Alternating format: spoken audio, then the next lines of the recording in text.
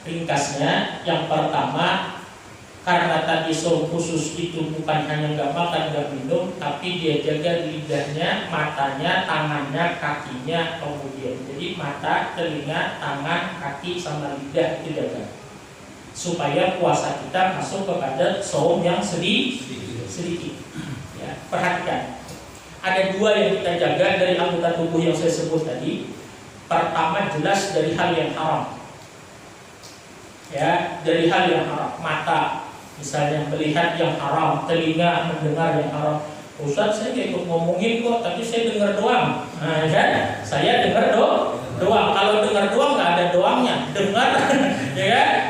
Saya nggak ikut ngomongin Ustaz, cuma saya duduk di situ, saya dengar pakai kata doang, maka doangnya dibuang. Saya dengar dan itu sama dengan ngomongin, ya kan?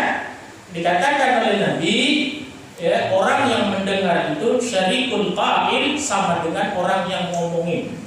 Jadi kita dengar doang nih, orang ngomongin orang, kita dengar. Maka kemudian bahasa Turkinya sami. Oh, banyak orang Turki di sini ya. Turunan kidul. Ya, sami mawon. Nah, yang haram jelas, mata, telinga, mulut, semua yang haram jelas. Yang kedua, tinggalkan dari hal yang tidak membawa faedah. Dikatakan dengan beradat, ya. Di sini yang haram itu jelas sudah kita harus meninggalkannya karena itu bisa menghilangkan daripada nilai puasa kita walaupun puasanya sah. Tetapi kemudian ada hal yang kita abai, sering ada hal yang kita lupa bahwa meninggalkan hal yang tidak berfaedah. Kira-kira kalau ngomong mulut nih ngomongnya nggak ada faedahnya, lebih baik diam.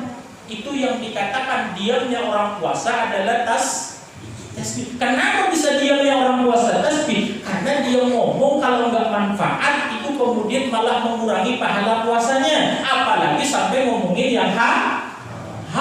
Nah, kita katakan ngomong ngalur ngidul boleh balik gitu aja, nggak ada manfaatnya walaupun nggak sampai haram, maka itu sudah bisa mengurangi nilai puasa kita. Maka lebih baik puasa ini benar-benar artinya menahan. Kira-kira kalau saya ngomong ini ada manfaatnya nggak? Kalau kayak saya ngumpul ngomongin nggak manfaat, mending saya di rumah diem. Kalau perlu sepakat banget ya. Salat idza sumta fanzur ala ayyi syai'in tuftir wa 'indama tuftir. Ini kata Imam Al-Haddad. Yang kedua, hendaklah engkau jaga perutmu an tanawulil haram, daripada memakan yang haram, syubhat atau yang tidak halal, tidak jelas halal dan haramnya.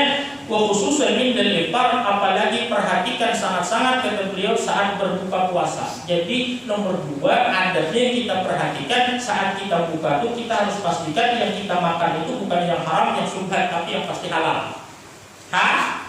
Halal. Kalau orang misalnya buka puasa langsung langsung merokok, ada yang model gitu sini. Begitu buka langsung rokok, tapi rokoknya punya teman, ngambilnya nggak ngomong, ya kan? Misalnya itu buang pakai rokok lagi kan, kemudian sah nggak puasanya? Sah, ya kan? Dia udah udah azan maghrib, udah tenggelam matahari, tapi kemudian itu bisa merusak pahala puasanya. Kenapa? Karena rokok yang dia isep itu tadi ngambil ke teman, dia nggak ngomong. Ini bisa, tapi manusia kebangetan juga kalau sampai seperti itu, ya kan? Orang mau buka pakai kurma. Iya, Ustaz, saya kurma, tapi kurma ambil di masjid, tak bawa pulang, sama. Itu kemudian Rasulullah itu dikatakan berbuka puasa itu dikatakan dalam hadis bahwa beliau berbuka pertama rutab, yang kedua tamar. Kalau nggak ada rutab, nggak ada tamar, maka kemudian air putih. Rutab apa rutab?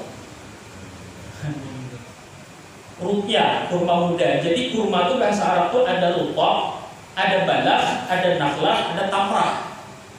Ya, rutab itu kurma yang paling muda. Kalau tamrah itu kurma yang sudah hitam, yang sudah manisnya sempurna. Kalau bahasa kita udah matang bener. Ya, jadi Rasulullah buka itu pakai kurma, rutab, kemudian tamrah.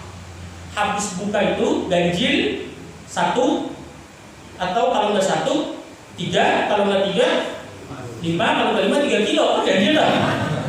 Itu ganjil kan? 3 kilo. Yang penting kan Besok diamalkan apa 3 kilo nih bukan kurma, terserah lah. Ya, habis itu Rasulullah sholat maghrib. Minta maaf ya. Jadi kalau kita puasa juga jangan sampai mentakhirkan sholat maghrib. Sunnahnya Rasulullah begitu makan kurma misalnya 3 biji, lalu beliau sholat maghrib.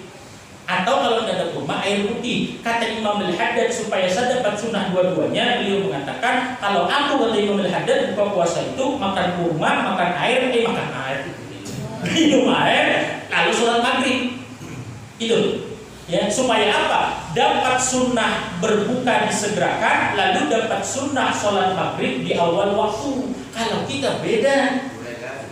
Nah, kurma dulu, tetap kurma, habis itu kolak, lontong, gorengan, ya kan? Itu pun masih lagi kemudian merokok dulu, baru kemudian sholat maghrib. Ini yang kadang-kadang bikin agak cacat puasa kita di sini. Ya. Kalau ngikutin Rasulullah nggak begitu. Jadi kalau bahasanya ya udah makan kurma, kalau saya makan gorengan ya makanlah satu, minum air, udah selesai, kemudian sholat. Ini masya Allah. Hampir isak dan masjid gak ada azan maghrib aja lagi. Kenapa? Buka puasa semuanya. Ya. Nah itu perhatikan kemudian hal-hal yang seperti itu. Ini yang kedua. Ya. Dua benar ya. 3. Wa min adabihi shaim, dan kemudian daripada ada orang yang berpuasa adalah alla yakuna naumu bin nahar wa la yaqul akal bil lail. Jangan kemudian dijadikan waktu siang itu untuk tidur dan kemudian malamnya jangan dihabiskan hanya untuk urusan makan. Ya. Siangnya tidur, malamnya makan. Itu kemudian jangan sampai seperti itu. Ustaz, saya sering dengar tidurnya orang puasa. Nah, itu dan jadi agak tidurnya orang puasa ibarat 1 derajat hadis itu tidak ada satupun ulama yang mengatakan sampai sahih. Yang hadis naumus sahih ibadah, tidurnya orang puasa itu ibadah, tidak ada satupun ulama yang mengatakan derajat kedudukan tingkat hadis itu sampai sahih, itu nggak ada. Rata-rata mereka mengatakan hadis itu adalah hadis dhaif. Tetapi hadis dhaif tidak masalah untuk dipakai untuk keutamaan kemudian atau untuk keistimewaan untuk fadhail. Cuma bahkan ada ulama yang mengatakan itu bukan hadis. Ya, itu bukan hadis. Yang harus kita sepakati, tidak ada satupun ulama yang mengatakan naumus shaim ibadah, tidurnya orang ibadah itu hadis sahih, tidak ada satupun ulama yang mengatakan itu. Jadi tidak bisa itu dijadikan dalil. Kalau untuk dijadikan fadhail artinya tidak ada masalah, tapi kalau dijadikan dalil nggak bisa. Ya. Walaupun secara makna itu boleh jadi benar adanya, apalagi di zaman sekarang. Ya, walaupun hadisnya bisa dhaif misalnya, tetapi secara makna benar, apalagi di zaman sekarang. Kenapa jadi benar? Orang sekarang itu kemudian kadang-kadang tidurnya itu lebih baik daripada dia bangun. Kalau bangun, masya Allah, ya kan, nggak mata lihat yang nggak karuan, mulut ngomong yang nggak karuan, kaki kemana-mana, ya kan, nggak karuan, maka lebih baik dia tidur. Sehingga kemudian kesimpulannya seperti ini. Kalau sekira-kira bangun bisa ibadah, bisa baca Quran misalnya, atau bisa zikir, bisa baca sholawat, maka justru bangun itu lebih baik. Tapi kalau kira-kira kemudian bangun itu cuma bakalan hanya untuk melakukan yang sia-sia, apalagi sampai maksiat, maka kemudian lebih baik tidur. Dengan catatan begitu tidur berniat, ya Allah saya tidur menjaga diri dari maksiat, tidur. Ya kan? Mulai jam 8 sampai setengah 4.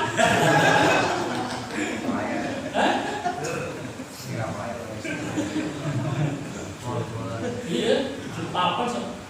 Apalagi minta maaf ya, salah satu tidur yang dibenci oleh Rasulullah adalah tidur setelah sholat subuh.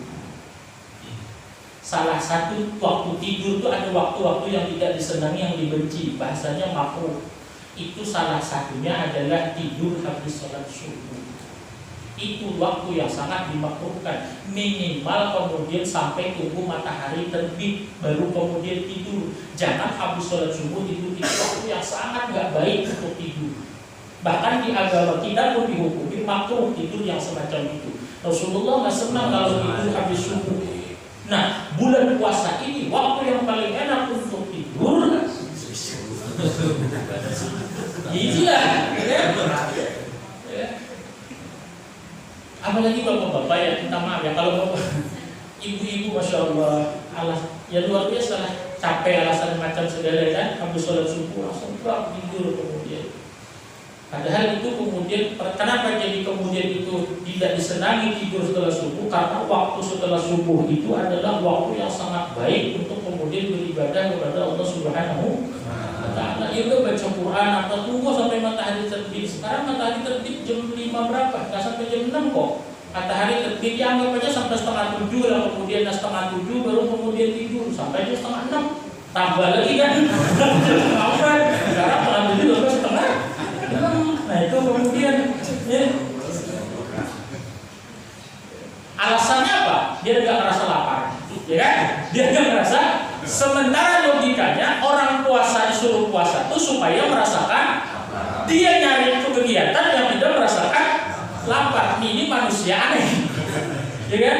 Macam-macam kita nih. Kemudian di jalan-jalan apa? Biar nggak terasa lapar. Justru Allah nyuruh kita puasa itu biar kita merasakan lapar. Maka itulah kemudian semakin kita merasa lapar, itu puasa akan semakin membekas. Nah, kita nyari kegiatan yang biar kita tidak merasakan lapar. Itu yang membuat juga salah satunya puasa kita akan membawa dampak. Jadi perhatikan hal-hal yang tidak akan membuat puasa itu menjadi berkah. Satu, kemudian makan saat buka tidak diperhatikan. Yang kedua, kemudian melakukan kegiatan yang menghilangkan rasa lapar atau rasa lapar itu dikurangi. Maka itu kata Imam Al-Haddad adalah merupakan sesuatu yang bisa menghilangkan dampak daripada ibadah puasa tersebut. Jadi justru puasa itu kalau makin merasa lapar makin baik. Kalau gitu Pak Ustadz nggak usah sahur-sahur, karemu, ya kan? Kalau kira-kira kuat, ya, tetap sahur makannya sunnah. Cuma kalau lapar banget hari ini, maka insya Allah itu puasa yang paling baik. Jangan kalau kemudian biar nggak lapar ngapain ya? Ya udah kopi sama gorengan 3, selesai nggak akan lapar lagi ya. Nah itu adalah orang yang berpuasa itu menjauhi bermegah-megah, bermewah-mewah di bulan Ramadan. Yang kemudian itu ada dua kemungkinan. Bisa jadi bermewah-mewah, bermegah-megah di bulan Ramadan itu memang sudah dilakukan sebelum Ramadan. Satu keadaan. Yang kedua kata Imam Al-Haddad, ada orang yang sebelum Ramadan gak pernah begitu, giliran Ramadan bermewah-mewah seperti itu. Ya. Nah, orang yang pertama tadi, contoh, kalau nggak contoh, maaf ya, makanan misalnya, makanan. Sebelum Ramadan gak pernah tuh makan kambing guling, ya kan? Buru-buru kambing guling, istrinya dikasih duit beli teri dulu kan hari-hari kan. Giliran Ramadan kemudian makan kambing guling. Ini contoh, saya bikin ekstrim kenapa? Biar paham. Sebelum Ramadan itu 11 bulan makannya paling mentok-mentok kemudian ikan gembung ya, kembung ya. Namanya aja kembung ya, ikan kembung. Giliran Ramadan kemudian kambing guling. Artinya ini kemewahan yang sebelum Ramadan gak pernah dikerjakan, lalu Ramadan juga maaf. Ini kata Imam Al-Haddad orang ini tertipu. Ya, orang ini tadi ada orang memang sebelum Ramadan biasa makannya maaf bahasanya makan yang enak-enak. Maka ketika Ramadan dia boleh kebiasaan itu, cuma itu pun kata Imam Al-Haddad sesekali. Sesekali. Kalau kita kan otak kita berpikirnya terbalik Pak. Oh ini Ramadan pokoknya apa aja harus, Masya Allah. Itu yang akhirnya ada kolak, ada es buah, ada itu Masya Allah. Antara dia buka puasa atau buka warung itu tidak jelas tuh. Iya kan? Kemudian jangan Ramadan itu sibuk memikirkan urusan dunia melulu, kecuali kata Imam Al-Haddad dunia yang darurat yang memang itu adalah untuk kebutuhan kita. Bahasanya gini deh, sudah kerja pulang berangkat jam 8, pulang sekarang jam 4 jam 5. Jam 5. Begitu sampai rumah jam 5 mikirin lagi bikin kandang burung. Nah, maksudnya gitu lah, maksudnya. Paham maksud saya? Kalau mikirin urusan kerja itu kemudian kata Imam Al-Haddad tidak apa-apa karena itu kewajiban. Misalnya Bapak kerjanya dagang, dia pikirin dagang ini gimana, ya itu tidak apa-apa. Tapi sudah selesai kewajiban memikirkan urusan dunia tentang kewajiban kita, udah usahakan kemudian Ramadan ini jangan mikir urusan dunia yang macam-macam udah. Ini minta maaf ya, udah Ramadan siang udah kerja, malamnya mikirin ngecit rumah tuh. Ya kan, ngecit rumah lah, bikin kandang ayam lah, macam-macam kemudian. Nah itu usahakan hindari. Kenapa? Karena kemudian itulah yang membuat kita tidak ada keinginan, tidak tumbuh semangat kita untuk ibadah kepada Allah. Karena selesai dunia yang satu kita pikirin, yang satu lagi, habis yang satu lagi, tidak ada pikiran kita untuk ibadah kepada Allah. Yang terakhir, kata Imam Al-Ghazali, yang paling penting. Yang keenam, kalau 5 tadi saya ambil dari Rasulullah Dunia Imam Al-Haddad. Yang keenam saya ambil dari Ihya Ulumuddin Imam Al-Ghazali. Ayyakuna, hendaklah kemudian dia orang yang puasa tadi qalbahu indal iftar, hatinya setelah dia berbuka mu'allaqan muttaliban bainal khawf war raja, id laisa yadri, bahwasanya dia meletakkan hatinya di antara rasa takut dan rasa harap. Id laisa yadri, karena dia tidak tahu ayyukbilu, apakah diterima saumahu, fahuwa minal muqarrabin, kalau diterima maka dia jadi orang yang dekat dengan Allah, au yaruddu alaihi, atau ditolak fahuwa minal mamqutin, maka dia jadi orang yang celaka. Waliyadu billahi min dzalik. Jadi begini, tadi sudah buka, perhatikan makan tempat siapa kita buka, yang kita makan buka itu harta orang yang kayak gimana, kita perhatikan. Yang kedua, buka jangan berlebihan. Yang ketiga, kata Imam Al-Haddad, ketika berbuka itu kita malah jangan, maaf ya, tertawa-tawa, malah jangan bercanda-canda. Kita harus kemudian meletakkan hati kita antara takut dan harap puasa kita ini diterima atau enggak. Jadi ketika kita buka itu bahasanya ya, selesai kita puasa seharian, kita dalam hati, ya Allah, hari ini seperti ini kemampuan hamba puasa, minta ampun kekurangannya, terima puasa hamba ya Allah. Jadi setiap kali selesai berbuka, maka kemudian ada hati itu antara harap dan cemas, kalau karena nggak tahu bahwa puasanya ini diterima apa ditolak. Ya, jangan malah kemudian begitu puasa, begitu buka, maaf ya bahasanya ya, ketawa-ketawa, kemudian senang-senang. Bukan nggak boleh, cuma kemudian itu menyalahi adabnya. Kenapa jadi menyalahi adabnya? Apa kita yakin sudah puasa kita itu diterima oleh Allah? Apa kita tahu bahwa puasa kita itu diterima oleh Allah? Nah, karena kita nggak tahu, maka saat berbuka itu hendaknya hati kita, ya Allah, minta ampun kekurangan puasa saya atau puasa hamba, terima ya Allah puasa hamba. Bahkan kata Imam Al-Ghazali, itu hendaknya inda kulli ibadatin, setiap selesai ibadah itu seperti itu adabnya. Ya, seperti itu kemudian akhlaknya orang yang beribadah. Nah, ini yang disusunkan, ini kemudian yang diberitahukan, diajarkan oleh para ulama kepada kita tentang bagaimana akhlak dan adab kita dalam berpuasa, supaya puasa kita masuk ke dalam golongan puasa orang yang sedikit.